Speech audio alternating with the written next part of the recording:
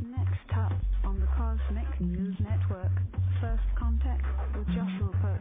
Good morning, Earthlings. Good. How you doing today? Good. How you doing today? Welcome to First Contact Radio. Welcome to First Contact Radio. To talk about all these things I'm talking about is because in life, everything is energy.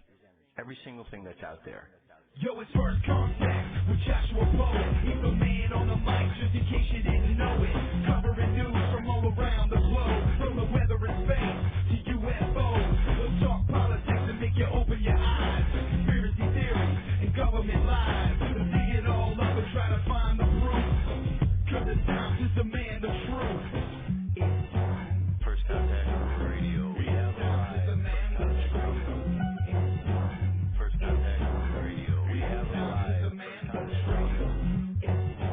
First Contact Radio. It's time to demand First Contact Radio. We have arrived. First Contact Radio. Good morning, Earthlings. How you doing today?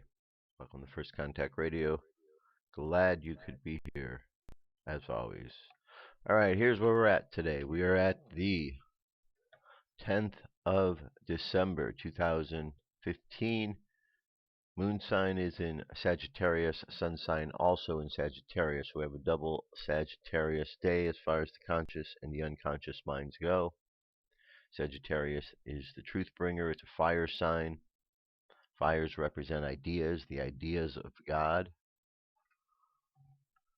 Fire purification, purified by ideas. You've heard those different phrases and terms before. The aspects today, the first one already passed, was an aspect between the moon and Neptune. Neptune tells us we need to take a deeper perspective, another perspective of things, change the way we're looking at a situation. And we have a square. So on one side we have Sagittarian arrow of truth, but we have a blockage between there and a new perspective we're trying to gain. So that is the challenge to overcome, to get around that block, to see a different perspective of what it is we're looking for, of the truth that we are seeking. As we move forward to the 9 o'clock hour, 9:02 a.m., we have a conjunction, which means these two signs are next to each other, and right here you could see them. Okay, they're both next to each other in the house of Sagittarius, the house of truth. So when they're next to each other, it's like being in the same room, having a conversation. Saturn is about discipline, so Saturn wants to impose a sense of discipline, structure, order of sorts, focus to what is going on here. Saturn is the taskmaster. So the ideas of truthfulness now need to be reined in a little bit, focused a little bit. We need to apply a little bit more discipline to the way that we're doing this. Also, we want to make sure we're not beating ourselves up, because that can be also part of the mix. We want to just take this for what it is and learn from it and grow. And then as we move into the evening hour, we have an opposition between Mars and Uranus. Here's Mars right here. Here's Uranus, opposite from each other here. So Mars, energy, passion, life force, it's in Libra, balance. On the opposite side, unexpected changes are found in Aries, leadership, beginnings of things. Or maybe we get involved with things that we hadn't expected, so we start something new unexpectedly. And that's opposed by the life force energy, this Mars energy, which wants to find some sort of balance with things. Okay, so that's the opposition we have over the course of today. Right, then we see that we do have a new moon coming up. New moon coming up, so done with this here. Right now the moon's just at 1% full. We're almost to the new moon. Here's a chart here again to show you when that new moon is. So 2:29 a.m. So early in the morning, just a couple hours after midnight, we'll be fully at that new moon. So just about there right now. But if you want the exact time, that's exactly the time right there. And this is LA time. Los Angeles time. Okay? And knowing the moon cycles is really good because if we follow the moon cycles, if we move in and out with the cycles and we use a new moon as a time to begin something, and we use that energy up to the full moon, you got 2 week period of time in which to move one direction, and then we step and we move the other as the moon is in the waning phases. And we find ourselves working with life. There's a flow that goes on because there's a flow of energy all around us. Whatever it is that is behind that, creating the flow, that's another subject. But just looking at how things move, there's a flow to how the sun comes, how the moon comes, how these flares come, how the universe breathes in and out. And so if we look at the structure in place for what it is, and we see that, we can move along with it in a different way than if we didn't know what it is at all. Okay? On the Jewish calendar, today is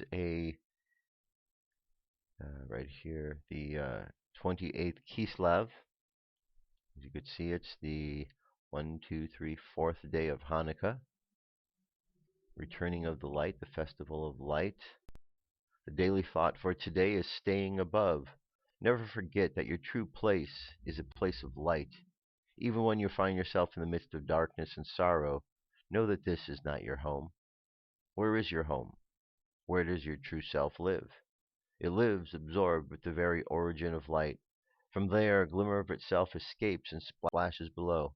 All it takes is that glimmer to transform the darkness, that it too should shine.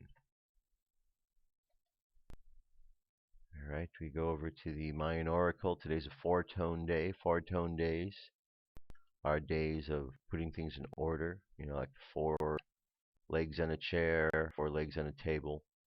So in this 4th position of the wave spell of the star, so our theme is we're shining bright, and today we're putting everything in order. And the way in which we're reminded to do that is like the monkey, make it fun. Don't get all caught up in the illusion of how things need to be tense, and make things fun. The guide for today is the hand, accomplishment. What are we going to accomplish? What are we going to use our hand to accomplish? The hidden power is our love, loyalty that we have. Nurturing ourself, giving birth to the creative spirit within us is our challenge, whereas the like-minded ideas is shining bright.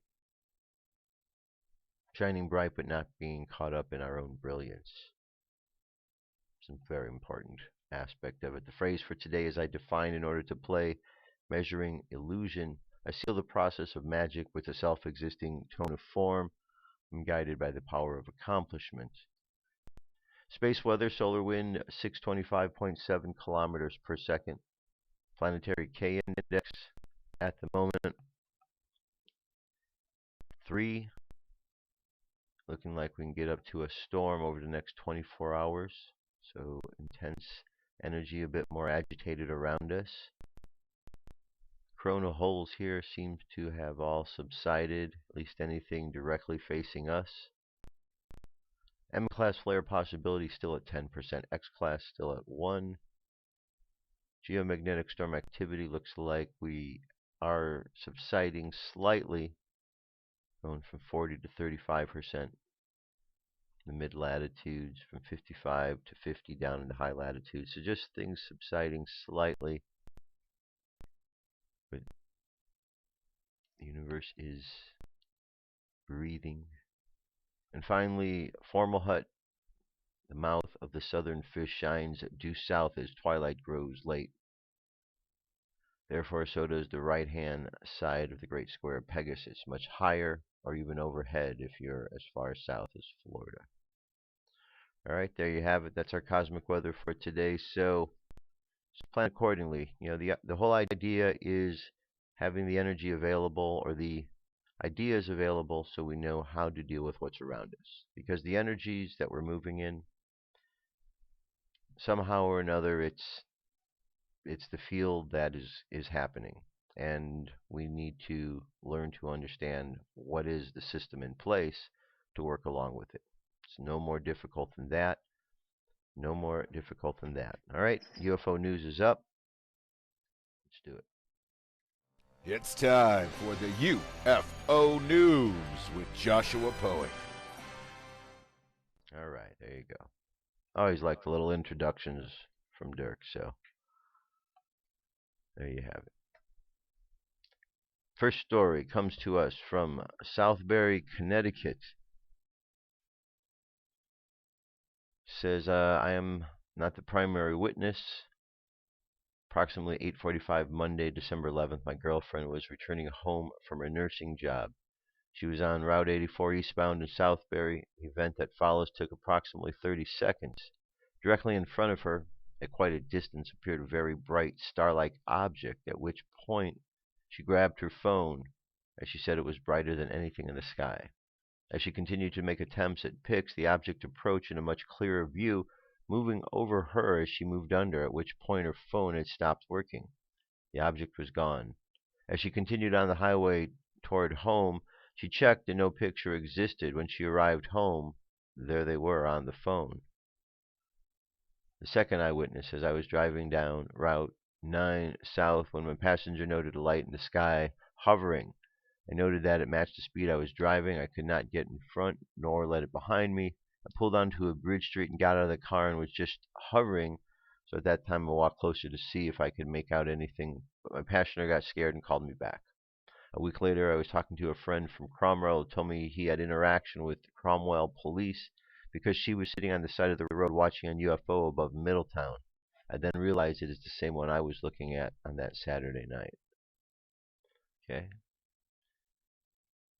Multiple reports of the same object in the sky. This story is ufologists tracked down the first reported UFO sighting. Ufologists think that the first UFO sighting took place in the city of Hull in 1801 when a moon-like orb is seen shimmering in the sky. According to the eyewitnesses, they saw a supermoon with a black bar across it that hovered over the Humbar on June 19, 1801 at midnight. A historian, Mike Covell, discovered press articles about the orb when digging into old newspapers from 200 years ago. In a report in the Northampton Mercury on July 11, 1801, Saturday, the huge moon seemed to form itself into 7 different small globes or moons of fire and vanished in a few seconds. The appearance of the giant moon was equally brilliant. It appears like the face of the moon and then into 5 round balls, and lastly, like multiple small stars that gradually fade away, resulting in the entire atmosphere illuminated brightly. The Chester Chronicle also reported the strange activity on Friday, July 17, 1801. A faint of blue light fell upon the surrounding objects, like that of distant torches, according to a report in the Chester Chronicle.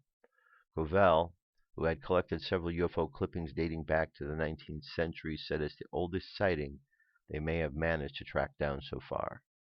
All right, pretty cool. It goes back quite a distance. Quite a distance. All right, here's another piece for you to watch from Dreamland, or to listen to, excuse me. November 20th, this is bar none one of the best shows ever that appears in Dreamland or anywhere. Larry Holcomb, the president in UFOs, has already been optioned for the movies by Sony Pictures, and for good reason. It's a startling, insightful, brilliantly researched journey through the secret history of the presidential struggle with UFO phenomena. Larry opens up as never before in this exciting interview. Learn what Richard Nixon actually knew. Did he take the entertainer Jackie Gleason to see UFOs on a military base in Florida, as Gleason claimed? Did Dwight Eisenhower come face to face with aliens? And what does Barack Obama know that he refused to allow the release of UFO information, despite a plea from presidential advisor John Podesta? And what of George H.W. Bush's recent tacit admission that there is a cover-up when he said that the public isn't ready to hear UFO truth? So there it is. Looks like it's 38 minutes, 55 seconds. It's a really good interview. And here's one last piece. Gary McKinnon, he's back in the news. A hacker believes he saw proof NASA does edit out pictures of alien, unidentified flying objects from its images before its public release. Gary McKinnon, who faced a 10-year fight against the extradition to the United States after breaking into computer databases of NASA U.S. military and the Pentagon has made the shock claims. It remains one of the top alien conspiracy theories that NASA and the U.S. government has known for years that we are regularly monitored by UFOs from far-flung galaxies. But in the belief Joe Public could not handle the truth or it would lead to the breakdown of religion and society as we know it, it has been successfully withheld from us by cover-up after cover-up. It was then former NASA contractor Donna Hare went to whistleblowers in October 2000 with claims that NASA staff digitally edited out UFOs from satellite pictures before they were released from Building 8 of the Johnson Space Center in Houston, that Mr. McKinnon, 49, decided he had to know more. An avid interest in the so-called alien disclosure movement, which calls on governments worldwide to release all their top-secret files of UFOs and alien visitations, led him to hack into computer databases of NASA, their U.S. military, and the Pentagon, from his girlfriend Anne's home in London. Mr. McKinnon said that the security was so lapsed that he was able to regularly gain access to entire databases for between 18 months and 2 years. But for someone to have gained so much unprecedented access, the disclosures that followed were relatively few and far between.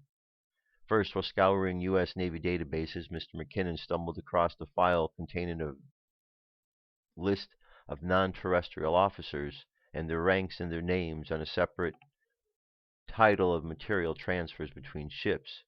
Although he has no record of any of the officers or ships' names now, he claims further research at the time found no trace of any of the ships anywhere or the use of the term non-terrestrial officer. Mr. McKinnon believes that he may have found confidential evidence of a secret space base.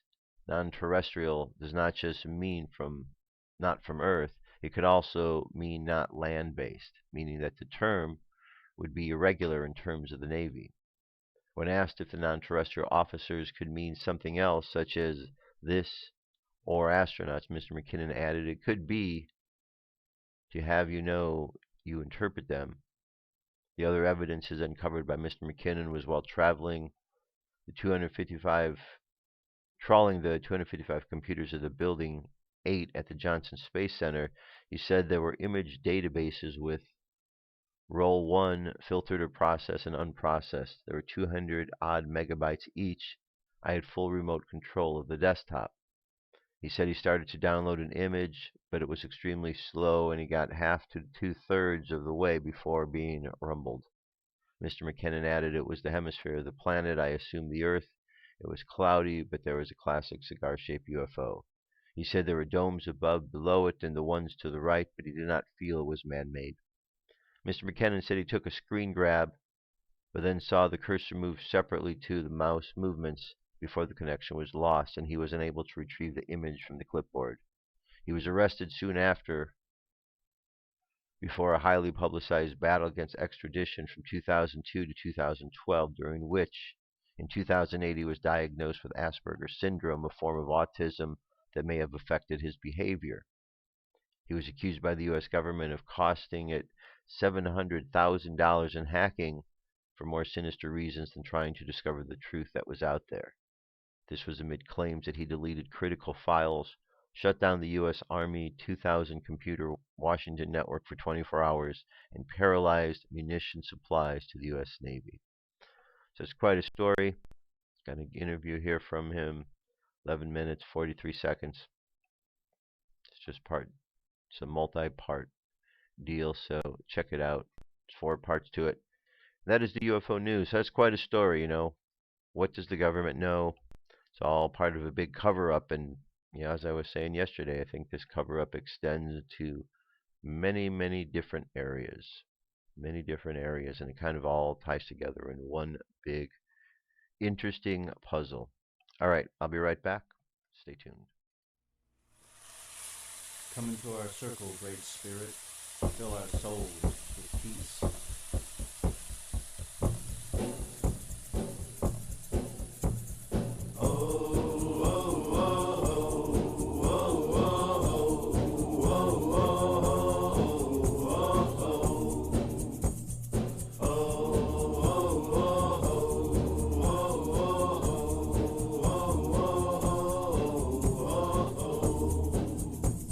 Great Spirit.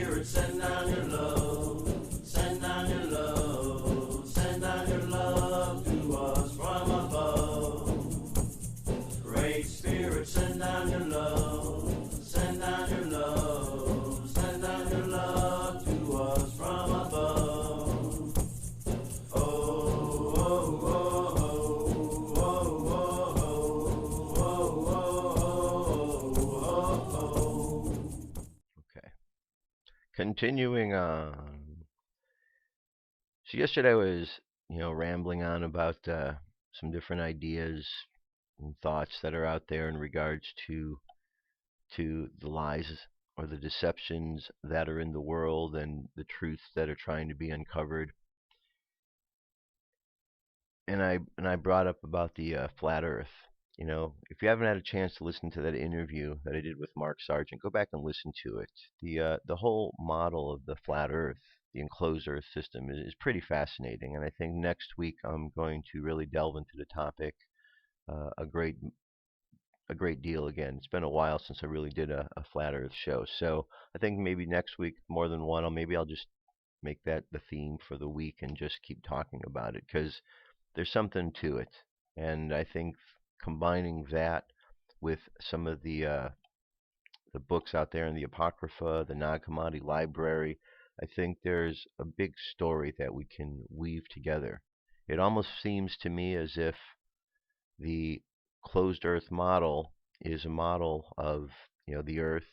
It's got a dome over it, the firmament. This is what the Bible describes the Earth as looking like. It's what all major religions once described. And then we have the Nag Hammadi Library, which talks about this being Yaldabaoth, who was part of these multiple realms, was removed from there, left there, went to another area, and created this place that was the Earth-like situation, this system. Whether he created it, whether they were there, that I'm still not certain of, but whatever the case is, he went elsewhere, and he created the human being, the creature that we are, the skin suit, in order to trap this spark of God. And there's a lot of elements to it, but it certainly seems that if this system was out here, and it's an enclosed system, maybe we're beings in some large terrarium, and that we don't know how to get out. We keep coming back over and over. And perhaps the mission of Yeshua was to show us how to get out of this terrarium, because Yeshua was representing that office of the Christ, that energy of the Christ. The Nag Hammadi Library describes, the mother, the father energy, creating a spark, the Christ consciousness. And then that Christ consciousness went out and continued to build other realms. He built 4 realms, and each realm had 3 sub-realms, and one of those sub-realms, this is where something went wrong, and this Yaldabaoth ended up being cast out, known as the error, and went off, and all that we know as our creation comes from that being. He also goes by the name Yahweh. Yahweh and Yaldabaoth may be the same, may be 2 different beings, Father and Son. Either way, there was, the deception that went on with them to some degree or another. So that's a whole nother piece of the puzzle, I think, that really fits in. And so with looking at the enclosed Earth system, and you start looking at some of the esoteric books and you put them together, I think we start to see bigger pieces of the puzzle, at least in my opinion. So I'm going to delve into that a bit more next week. But I want to continue on with the Psalms. I'm going to get through 7 more. One thing about the Psalms that I recognize in reading through them, and and what I'm just talking about, is there's a difference between the gods of the Bible. The gods of the Old Testament, Yahweh, is a different God than we hear Jesus talking about in the New Testament. And that does fit in with the story that the Nag Hammadi tells, that at one point Yahweh is removed from power because he is too power hungry, he's too prideful, and there was too much war going on. So there is a difference. This here is the Old Testament God. This is Yahweh. This is understanding and belief in that. But I think also that there's a deeper understanding beyond that, because Jesus wanted us to know that God wasn't just limited to this being who was telling us he was God, but God was this ever expansive mother, father, energy, essence that makes up everything. And that's much bigger than one creator being who's involved with a particular project. So this is the warrior God, and just thought I'd throw in that bit of info. All right, here we go. Psalm 22. My God, why hast thou forsaken me? Why art thou so far from helping me, and from the words of my roaring? O my God, I cry in the daytime, but thou hearest not, and in this night season, and am not silent. But thou art holy, O thou art inhabitant of praises of Israel. Our fathers trusted in thee. They trusted, and thou didst deliver them. They cried unto thee, and were delivered. They trusted in thee, and were not confounded. But I am a worm, and no man, a reproach of men, and despised of the people. All that they see me all they that see me laugh me to scorn. They shoot out the lip, they shake the head, saying, He trusted on the Lord that he would deliver him. Let him deliver him, seeing they delighted in him. But thou art he that took me out of the womb. Thou didst make me hope when I was upon my mother's breasts. I was cast upon thee from the womb. Thou art my God from my mother's belly. Be not far from me, for trouble is near, for there is none to help. Many bulls have compassed me, strong bulls of Bashan have beset me round. They gaped upon me with their mouths as a ravening and a roaring lion. I am poured out like water, and all my bones are out of joint. My heart is like wax, it is melted in the midst of my bowels. My strength is dried up like a potsherd, and my tongue cleaven to my jaws. And thou hast brought me into the dust of death, for dogs have compassed me. The assembly of the wicked have enclosed me. They pierced my hands and my feet. I may tell all my bones. They look and stare upon me. They part my garments among them, and cast lots upon my vesture. But be not thou far from me, O God, my strength. Haste thee to help me. Deliver my soul from the sword, my daring from the power of the dog. Save me from the lion's mouth, for thou hast heard me from the horns of the unicorn. And I will declare thy name unto my brethren. In the midst of the congregation will I praise thee. Ye that fear the Lord, praise him. All ye, the seed of Jacob, glorify him and fear him. All that ye, the seed of Israel. For he hath not despised nor abhorred the affliction of the afflicted, neither hath he hid his face from him. But when he cried unto him, he heard. My praise shall be of thee in the great congregations. I will pray my vows before them and fear them. The meek shall eat and be satisfied. They shall praise the Lord that seek him. Your heart shall live forever. All the ends of the world shall remember and turn unto the Lord, and all of the kindreds of the nations shall worship before thee. For the kingdom is the Lord, and he is the governor among the nations. All that be fat upon the earth shall eat and worship. All they that go down to the dust shall bow before him, and none can keep alive his own soul. A seed shall serve him. It shall be accounted for the Lord to the Lord for a generation. They shall come and shall declare his righteousness unto a people that shall be born, that he hath done this. 23. The Lord is my shepherd, I shall not want. He maketh me lie down in green pastures. He leadeth me beside still waters. He restoreth my soul. He leadeth me in the path of righteousness for his name's sake. Yea, though I walk through the valley of the shadow of death, I will fear no evil, for thou art with me. Thy rod and thy staff, they comfort me. Thou preparest a table before me over the presence of my enemies. Thou anointest my head with oil, my cup runneth over. Surely goodness and mercy shall follow me all the days of my life, and I will dwell in the house of the Lord forever. 24.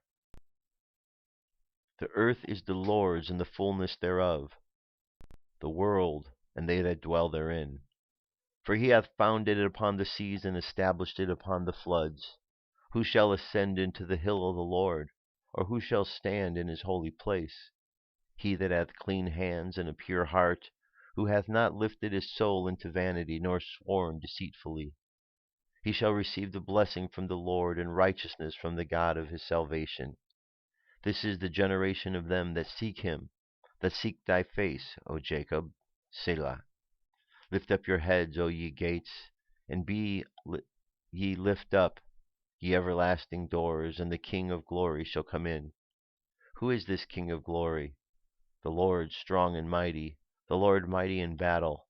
Lift up your heads, O ye gates, even lift them up, ye everlasting doors, and the King of glory shall come in. Who is the King of glory? The Lord of hosts. He is the King of glory. Selah. 25. Unto thee, O Lord, do I lift up my soul. O my God, I trust in thee. Let me not be ashamed. Let not mine enemies triumph over me. Yea, let none that wait on thee be ashamed. Let them be ashamed which transgress without cause. Show me thy ways, O Lord, teach me thy paths. Lead me in thy truth and teach me, for thou art the God of my salvation. On thee do I wait all day. Remember, O Lord, thy tender mercies and thy loving kindness, for they have been ever of old. Remember not the sins of my youth, nor my transgressions. According to thy mercy remember thou me for the goodness' sake, O Lord. Good and upright is the Lord, therefore will he teach sinners in the way. The meek will he guide in judgment, the meek will he teach his way.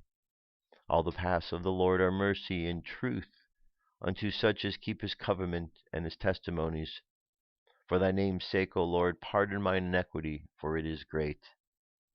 What man is he that feareth the Lord? Him shall he teach in the way that he shall choose. His soul shall dwell at ease, and his seed shall inherit the earth. The secret of the Lord is with them that fear him, and he will show him his covenant. Mine eyes are ever turned towards the Lord, for he shall pluck my feet out of the net. Turn thee unto me, and have mercy upon me, for I am desolate and afflicted. The troubles of my heart are enlarged. O bring thou me out of the distresses. Look upon mine affliction and my pain, and forgive all my sins. Consider mine enemies, for they are many, and they hate me with cruel hatred. O keep my soul and deliver me. Let me not be ashamed, for I put my trust in thee. Let integrity and uprightness preserve me, for I wait on thee. Redeem Israel, O God, out of all his troubles.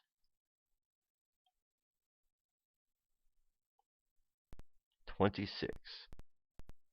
Judge me, O Lord, for I have walked in mine integrity. I have trusted also in the Lord, therefore I shall not slide. Examine me, O Lord, and prove me. Try my reins and my heart, for thy loving kindness is before mine eyes, and I have walked in thy truth. I have not sat with vain persons, neither will I go in with dissemblers. I have hated the congregation of evildoers, and I will not sit with the wicked. I will wash my hands in innocency, so I will compass thine altar, O Lord, that I may publish with the voice of thanksgiving and tell of all thy wondrous works. Lord, I have loved the habitation of thy house, and the place where thine honor dwelleth. Gather not my soul with sinners, nor my life with bloody men, in whose hands is mischief, and their head full of bribes. But as for me, I will walk in mine integrity. Redeem me, and be merciful unto me. My foot standeth in an even place. In the congregations will I bless the Lord. 27. The Lord is my light and salvation. Whom shall I fear? The Lord is the strength of my life. Of whom should I be afraid? When the wicked, even mine enemies and my foes, came upon me to eat up my flesh, they stumbled and fell. Though an host should encamp against me, my heart shall not fear. Though war should rise against me, in this will I be confident. One thing I have desired of the Lord, that I will seek after, that I may dwell in the house of the Lord all the days of my life, to behold the beauty of the Lord, and to inquire in his temple. For in time of trouble he shall hide me in his pavilion. In the secret of his tabernacle shall he hide me. He shall set me up as a rock. And now shall mine head be lifted up, and mine enemies round about me. Therefore will I offer in his tabernacle sacrifices of joy. I will sing, yea, I will sing praises unto the Lord. Hear, O Lord, when I cry with my voice. Have mercy also upon me, and answer me. When thou sayest, Seek ye my face, my heart said unto thee, My face, thy face, Lord, will I seek. Hide not thy face far from me. Put not thy servant away in anger. Thou hast been my help. Leave me not, neither forsake me, O God of my salvation. When my father and my mother forsake me, then the Lord will take me up. Teach me thy way, O Lord, and lead me in the plain path because of mine enemies. Deliver me not over unto the will of mine enemies, for false witnesses are risen up against me, and such as breathe out cruelty. I had fainted unless I had believed to see the goodness of the Lord in the land of the living. Wait on the Lord, be of courage, and he shall strengthen thine heart. Wait, I shall say, on the Lord. And 28. Unto thee will I cry, O Lord, my rock. Be not silent to me, lest if thou be silent to me, I become like them that go down into the pit. Hear the voice of my supplications when I cry unto thee, when I lift up my hands towards thy holy oracle. Draw me not away with the wicked, but with the workers of iniquity, which speak peace to their neighbors, but mischief is in their hearts. Give them according to their deeds, and according to the wickedness of their endeavors. Give them after the work of their hands. Render them their desert, because they regard not the works of the Lord, nor the operation of his hands. He shall destroy them, and not build them up. Blessed be the Lord, because he hath heard the voice of my supplications. The Lord is my strength and my shield. My heart trusted in him, and I am helped. Therefore my heart greatly rejoiceth, and with my song will I praise him. The Lord is their strength, and he is the saving strength of his anointed. Save thy people, and bless thine inheritance. Feed them also, and lift them up forever.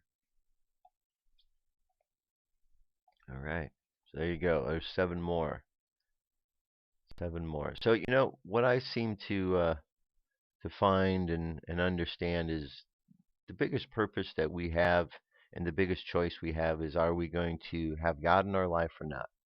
And as we go from lifetime to lifetime and the choices that are put before us, what are we going to choose? And I think that's the challenge. And the idea of what God is about has really been kind of confused because we have these multiple gods that are in the stories in the Bible. It's not just one, but they kind of are lumped together in one, and people get confused thinking that God is one day like this and like this. And, I think there's a lot more for us to understand, but it seems like the bottom line is, are we going to have God in our life or not? And God's really been pushed out. We could see that. So it seems like the stories, like in the book of Revelation, that talk about the challenges of maintaining the faith and keeping God in our lives, it seems like they're real, because that's what the book certainly describes, and that's certainly times we're going through. So just my 2 cents on that issue, some thoughts that have been roaming around in me noggin. All right, here's an article. It's over at In5D. This is a good one here. 5 things to release on the path of enlightenment. So things that get in our way. We're talking about the block that we need to get past. So this is part of the block, the things to release. So you probably don't need me to tell you that you spiritually isn't all about feeling positive or uplifted. The enlightenment path requires us to sacrifice things that hold us back and keep us from making progress. And maybe this is where the notion of religious sacrifice was created. Most religious sacrifice throughout history has been unnecessarily violent and wicked, but maybe the idea of religious sacrifice originally came from the external and even the internal sacrifices we have to make on the enlightenment path. Why do we have to make these sacrifices? Because there are a lot of things here on earth that stop us from making genuine spiritual progress, and we have to avoid these things if we want to elevate our consciousness or to awaken others. The purpose of self-sacrifice isn't to boss ourselves around or to give up things we cherish unless they cause serious damage. It's to detach from things that are destructive so we can make room for more wholesome things that accelerate our evolution. Here's a list of 4 things that we'll want to give up if our goal is to walk the spiritual path without falling back into limiting habits or mindsets. Ridding ourselves of them right now will allow us to forge ahead with strength and eventually to stop influencing us, and they'll fade away. So the first one is negative or toxic people. I'm sure we all know someone who seems overly negative and constantly upset with life, and we'll want to keep our distance from them for the sake of our spiritual growth. When we're around other people, we tend to be subconsciously influenced by their expressions and sometimes their outbursts, and if we aren't careful, we could even end up repeating their behavior. Number 2, sugary, artificial, and GMO food.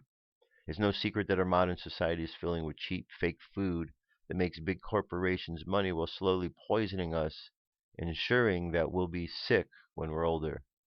The foods just don't hurt our physical health, they're detrimental to our spiritual health as well, because mind, body, and spirit are one. Third one, too much television or technological stimulation. Watching television is one of the most destructive things a spiritual seeker can do. Again, I don't want to tell you how to live, but a lot of things on this world, including TV, seem designed to keep people unhealthy and, for the lack of a better word, stupid. Televisions dumb us down while keeping us fixed in artificial reality that's usually violent, hypersexual, or just plain juvenile, and the intelligent people aren't the only ones who might want to avoid it. And the last one is laziness, or next one, laziness or fatigue. I know that fatigue is sometimes unavoidable, and that we never want to feel it when it comes along. However, there are driving factors like laziness that we'll want to be out and look out for if we don't want fatigue to bring us down. Next one is suppressing negativity or avoiding the shadow self. We all have a shadow self, which is the aspect of a personality that's constantly negative, hurtful, narcissistic, etc. Contrary to what you might think, I'm not encouraging us to give it up. I'm encouraging us to give up trying to suppress it, because it's a crucial part of us that we'll want to embrace, heal, and release. In embracing the shadow self, we'll also want to stop avoiding the negative situations we have to deal with in life. No matter how hard we try to stay happy or aligned with our higher consciousness, we're going to have to deal with the negative situations that we'd rather sweep under the rug. How we handle them is our choice entirely, and we can do it with grace, patience, and most importantly, centeredness. We have to stay centered when we deal with these kind of situations, and leaving our center can cause us to lose ourselves in the emotional fray. Okay, so again, it all seems to go back to what we've learned, what we're learning through like the Kabbalion, through the Kabbalistic studies, through the Bible studies. I mean, we're dealing with energy, and our energy fields are connected to other bigger energy fields, and we have things and energy that processes through us, and we're just learning how to process this energy. And in the steps we take to do so, we often have different feelings and emotions and thoughts on what we did.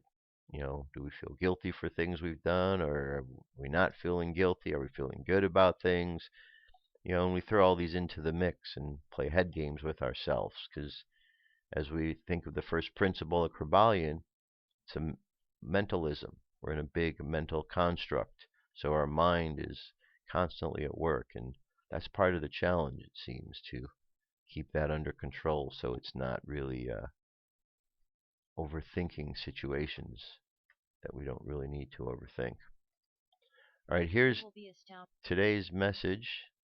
It comes to us from Jesus, as channeled by John Smallman. Here we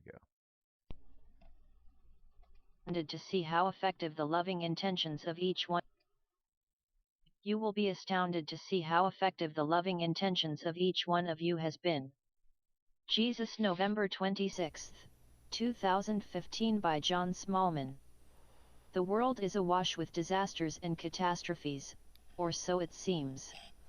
Yes, the mainstream corporate-owned and controlled media focus their undivided attention on the bad news, wars, suffering, environmental damage, and some corporate malfeasance, because that is the task their masters have set them, with the intent of raising the levels of fear among ordinary citizens.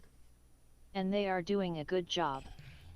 But their real intent is to distract you from the good news, the real news that those vast corrupt organizations are collapsing under the weight of the enormous unsupportable debt that they have taken on in order to establish an international camarilla to control your whole world, and the resultant infighting now going on between their members, as they fight for survival. This kind of authoritarian despotism has been attempted many times over the eons as clever, devious, and egoically driven individuals have sought ultimate power. They have always failed to achieve their aims.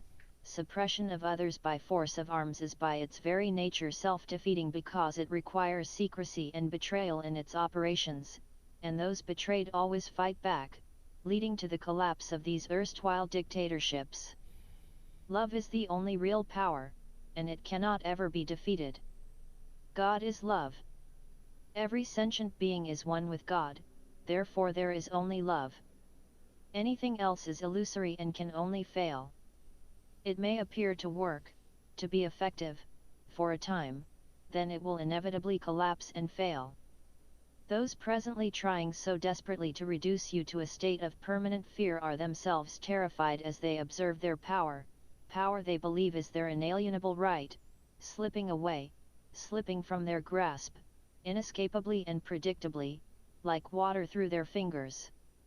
And in their terror they are instigating activities of a most nefarious nature to try and convince you, the population of the world, to seek help from them as they try yet again to present themselves as the only ones who can protect you from the ongoing wars of terror that they have instigated, and from their inevitable consequences.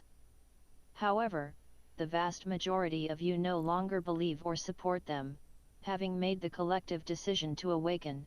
Consequently their power structures will not survive, and all their nefarious and criminal activities will be fully exposed. When this occurs, it is essential that these miscreants are treated fairly so that their trials do not degenerate into a war of vengeance against them and all who can in any way be linked to them as supporters or beneficiaries of their activities. That would only restart the whole sequence once again. Humanity has been doing just that for far too long and needs to move off or away from the Mobius strip of self-empowering and self-centered activities, followed by their inevitable consequences, and the resultant harsh judgments that always leads back to the point of origination, where it all starts over again. As the well-known aphorism says, those who fail to learn from history are doomed to repeat it. Nevertheless, some of those misguided ones may well need to be restrained so that they can inflict no further damage on society. Only love and the guidance that engaging with it provides will enable fair treatment of those miscreants to occur, finally allowing humanity to awaken. Bitterness, hatred, and resentment directed against those who have wronged you only draws you back into the horror of the illusion. Great changes are happening right now within your illusory world and within the corrupt administrations that have for so long ruled you: political, national, international, financial, business, religious, and industrial, and these changes are bringing about their collapse. The initial changes have been the disclosure of many corrupt and damaging activities in which they have been engaged, activities that they have kept secret and hidden. With those disclosures, trust in their honesty, previously assumed, has been destroyed. Trust is the foundation of all good relationships from personal to international, and once it has been destroyed it can only be restored with great difficulty. The tsunami of love is leading you all towards your inevitable awakening, and your daily setting of loving intentions takes full advantage of its most wondrous energy to share and extend love to every place where darkness prevails. Do not miss out on your daily meditations and moments of peaceful relaxation or reflection, because you chose to be on earth at this time to assist in humanity's awakening, and it is by doing just this, nothing more is asked of you, that the hearts of humanity are encouraged to open to the field of love enveloping them. The love you share collectively, everything you do collectively, because all are one, is the collective will to awaken, and so it has to be shared to be effective. You share it by choosing to take time out within your holy inner sanctuary and allowing God's love to flow through you most abundantly. Do not for a moment think that because you experience none or very little sensation of this outflowing energy that it is not flowing. I assure you that it is flowing constantly, and that its effects are beyond your wildest dreams. When you awaken, all will be revealed, and you will be astounded to see how effective the loving intentions of each one of you has been. You can only change yourself, as you well know, but, since all are one, changing yourselves changes all. What you need to understand is that attempting to change another individual human does not work, while changing yourselves changes everyone. You are divine beings of inordinate power which you put into effect every time you make a loving intent. Keep making those loving intents and awaken humanity. Your loving brother, Jesus. By John Smallman. Alright, that was a good message. Good message indeed. Alright, that brings us to a message today. This is page 136 in the Warrior of the Light. Today's message is: the opponent is wise. Whenever he can, he makes use of the easiest and most effective of his weapons, gossip. It doesn't take much effort to use it because others do the work for him. A few misdirected words can destroy months of dedication, years spent in search of harmony. The Warrior of the Light is often the victim of this trick. He does not know where the blow came from and cannot prove that the gossip is false. Gossip does not allow him the right to defend himself. It condemns him without a trial. When this happens, he puts up with the consequences and the undeserved punishment, for as he well knows, words are powerful. But he suffers in silence and never uses the same weapon to hit back at the opponent. The Warrior of Light is not a coward. That brings us to our meditation. Let's go ahead and close your eyes. Take a deep breath.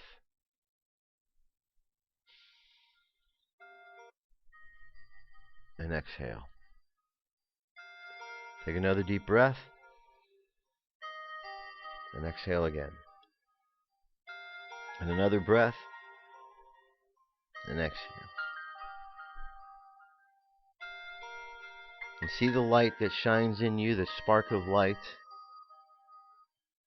And allow that light to shine out, illuminating the space around you. And as it illuminates the space around you, you are able to see your own reflection. And you see your reflection.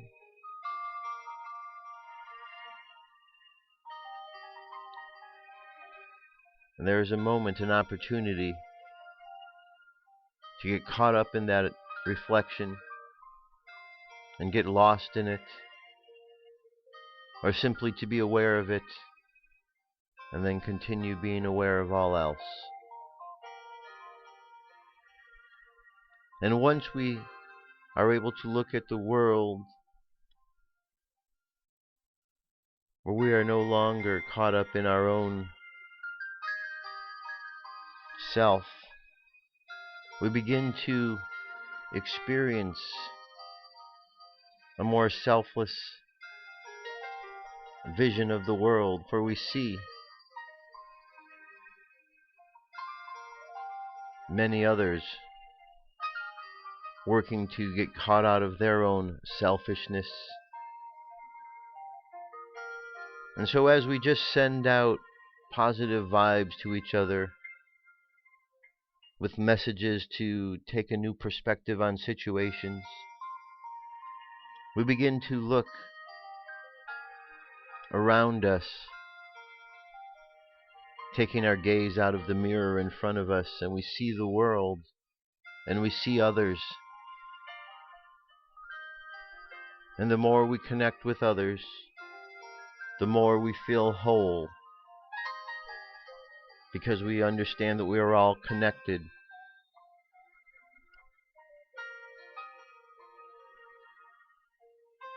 And that these connections must be maintained simply by connecting. So we walk through the world just simply observing and sending positive vibes to people along the way. And just find ways in which to connect with the bigger picture.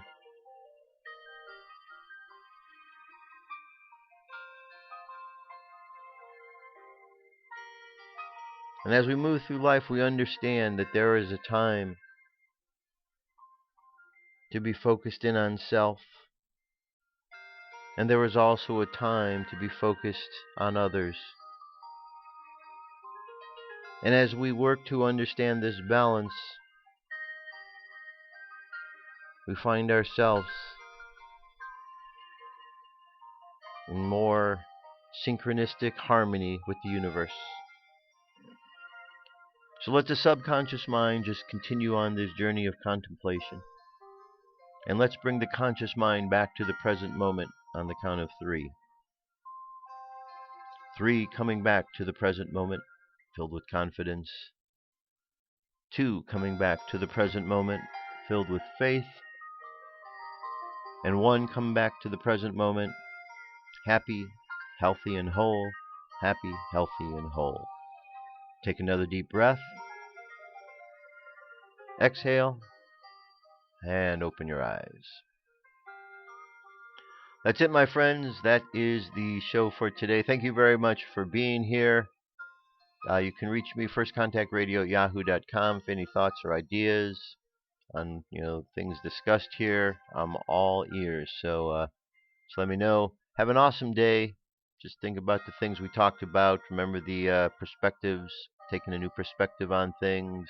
But we're looking for the truth in the world today. I think a lot of people are looking for the truth. So keep that in mind as you go about, and maybe that will help us all to know what we're looking for. We're all looking for the same thing. We just need to pay attention, and I think we'll find it. That's it. I love you. Keep loving each other. I'll talk to you tomorrow. Peace. Have a great day.